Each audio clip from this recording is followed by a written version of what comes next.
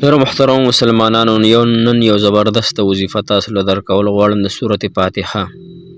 سورة فاتحه محترمو داسې یو سورت دی که نه، داسې یو سورت دی چې د سورة شفا ویلی کېږي. دې سورت ته یو عظیم سورت ویلی کېږي.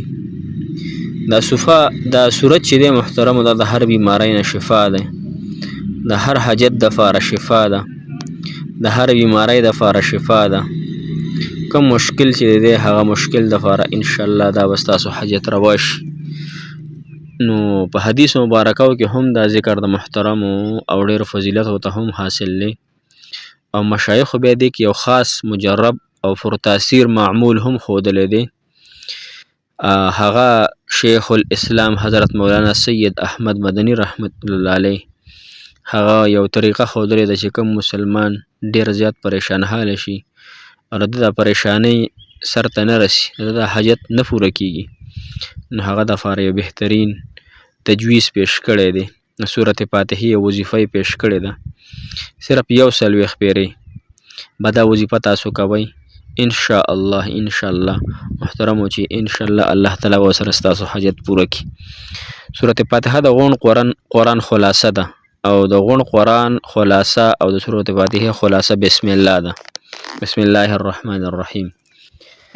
نو یو بسم الله ده او یو سورة فاتحه ده. نو د دې بهترینه طریقه راته ښیم انشاءالله چې حاجت سره کم پوره کېږي انشاءالله. الله جل شانه په لوی فضل او احسان سره به ستاسو حاجت د دې وظیفې سره الله جل شانه پوره کوي. نو کوم مسلمانان چې غواړي چې الله تعالی زموږ حاجات پوره کړي، نو هغه زما دا غږ، زما دا وظیفه دی د زړه په سترګو باندې وکړي، په یقین او اخلاص سره، توجه دهان سره، سوچ سمه سره او یقین سره، د الله تعالی نه په غوښتو سره، د الله تعالی نه په ژړا او فریاد سره. ځکه نن زموږ ګناهونه سیوا شوي، الله دې معافي وکړي. بارانونه کم دي، الله دې موږ د خیر او د رحمت بارانونه هم راورولی کړي. نو دا وظیفه زده کړئ، عمل پرې وکړئ چې الله تعالی مو زندګي ښکلې کړي. السلام علیکم ورحمة الله وبرکاتو. ډېرو معززو محترمو قابل قدر مسلمانانو رونو خویانو، تاسو به روغ جوړې د صحت په جامو کې به یې.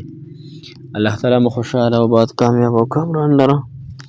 الله تعالی مو له دواړو جانو خوشحالۍ، عزتونه، راحتونه په نصیب باندې کړه. محترمو نن زمونږ یو اسانه وظیفه ده سورة فاتحې. سورة فاتحه یو اسان سورت دی. کوم مسلمانان چې غواړي چې الله تعالی زموږ حاجتونه، مشکلات، پریشانۍ ختمې کړي، نو الله تعالی به مو پریشانۍ ختمې کړي. څوک بیماران دي صحت ته نه میلاویږي، هغوی له به الله تعالی صحت ورکړي. حضرت ابو سعید بن المعلا رضی الله عنه روایت دی چې رسول الله صلی الله علیه وسلم ارشاد فرمایلی چې د قرآن کریم کې په ټولو سورتونو کې یو عظیم ترین سورت دی چې هغه سورة فاتحه ده. رسول الله صلی الله علیه وسلم ارشاد فرمایلی چې سورة فاتحه د زهر دپاره شفا ده. یو مرتبه یو کس چې دی نو هغه مار اوچیچو، حضرت ابو سعید خدری رضی الله تعالی عنہ په سورة فاتحه باندې دم کو، هغه الله تعالی شفا ورکړه. نو دې نوم سورة شفا هم دی. یو روایت کې چې دی حضور پاک صلی الله علیه وسلم سورة فاتحه د هر بیماری دپاره شفا ګرځولې. رسول الله صلی الله علیه وسلم ارشاد فرمایلی دا سورت چې دی د یعنی د لړم او د مار هر رنګه مسله چې وي، درد وي، دردونه وي، په سر درد وي، په غاښ درد وي، څونه مسلې چې دي هغه ټولو دپاره وفرې د تاسو وایئ او په هغې مریض یې ورشف کوئ، الله تعالی به له شفا ورکوي. رسول الله صلی الله علیه وسلم ارشاد فرمایي چې زما امتي اوده کېږي نو هغه له پکار دی چې خپل ځان په سورة فاتحه او په سورة اخلاص باندې دموي. څوک چې اوده کېږي او په ځان باندې سورة فاتحه وویله او په ځان باندې بیا سورة اخلاص وي، نو د مرګ نه سیوا ورته هیڅ یو بلا دته ضرر نه ورسوي او دی به الله تعالی محفوظ کړي.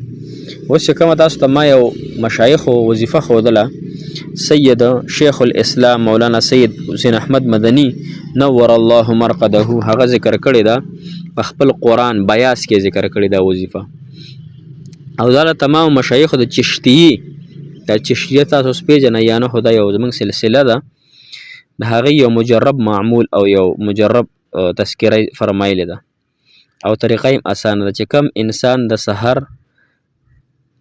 سحر د فرضو او د سنتو په منځ کې سورة فاتحه سره د بسم الله سره د بسم الله الرحمن الرحیم د میم سره به الحمد یعنی لګې داسې به وي بسم الله الرحمن الرحیم الحمد لله رب العالمین تر ولا الضالین پورې بیا ته غوږ شئ بسم الله الرحمن الرحیم بسم الله الرحمن الرحيم الحمد لله رب العالمين مل بها الحمد لله رب العالمين الرحمن الرحيم مالك يوم الدين إياك نعبد وإياك نستعين اهدنا الصراط المستقيم صراط الذين أنعمت عليهم غير المغضوب عليهم ولا الضالين دا به یو څل ویښ پیرې تاسو ووایئ د سحر د فرض او د سنتو په منځ کې تاسو روزانه دا معمول سره دا وظیفه کوئ